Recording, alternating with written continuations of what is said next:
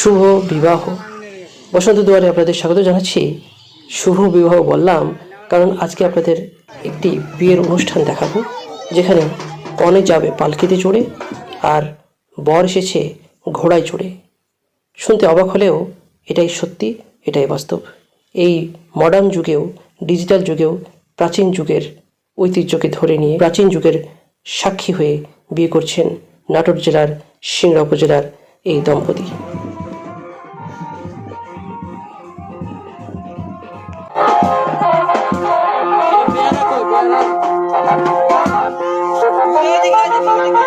বসন্ত দুয়ারে আপনাদের স্বাগত জানাচ্ছি। আমি এসেছি গ্রামের একটি বিয়েতে। এটি গ্রামের বিয়ে হলেও গ্রামীণ পুরনো ঐতিহ্য অর্থাৎ পালকিতে চড়ে বিয়ে। বউ যাবে পালকিতে, বর এসছে ঘোড়াতে। বিয়ে শেষ হয়ে গেলে বউ আবার পালকিতে যাবে, বর যাবে ঘোড়াতে। নতুন একটি বিয়ের বা পুরোনো দিনের নতুন ধাঁচের একটি বিয়ের সাক্ষী আজকে আমি হলাম। আর আপনারা যারা এই ভিডিওটি দেখবেন তারা ওই সাক্ষী হিসেবে দেখবেন।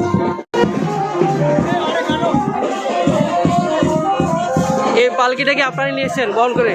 কয়জন? চারজনে ঘাড়ে করে। এটা কি বিয়ে উপলক্ষে বানানো? কত খরচ পড়েছে? 28,000। খালি বিয়ে উপলক্ষে একটা শখ হিসেবে এটা করেছে না? কেমন লাগছে এটা বহন করে?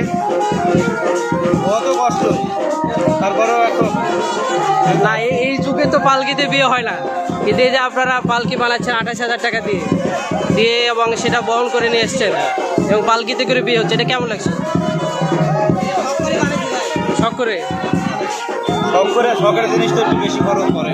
এই যে শখ করে বানালেন, কেমন লাগছে? ভালো লাগছে না? তাহলে বউ যাবে পালকিতে আর বর এসছে ঘোড়াতে। বর কি ঘোড়াতে এসছে? ঘোড়া কয়টা? 6টা ঘোড়াতে 6টা বর।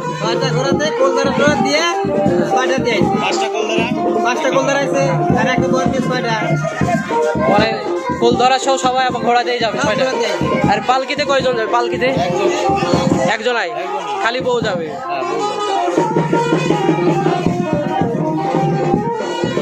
ঘোড়া, এটা হচ্ছে বরের ঘোড়া। মোট 6টা ঘোড়া এখানে এসেছে। আমি একটা, এই যে 2টা। এই 6টা ঘোড়াতে আবার বরযাত্রী ব্যাগ যাবে। এই যে একটা, 3টা, 4টা, এই যে একটা। সবার খাওয়া শেষ হয়েছে, পোলাও কোরমা গোস্ত, কিন্তু এই ঘোড়াদেরকে কি খেতে দিয়েছে সেটা আমার জানা নাই। এখানে নতুন দম্পতির সাথে ফটো সেশন চলছে।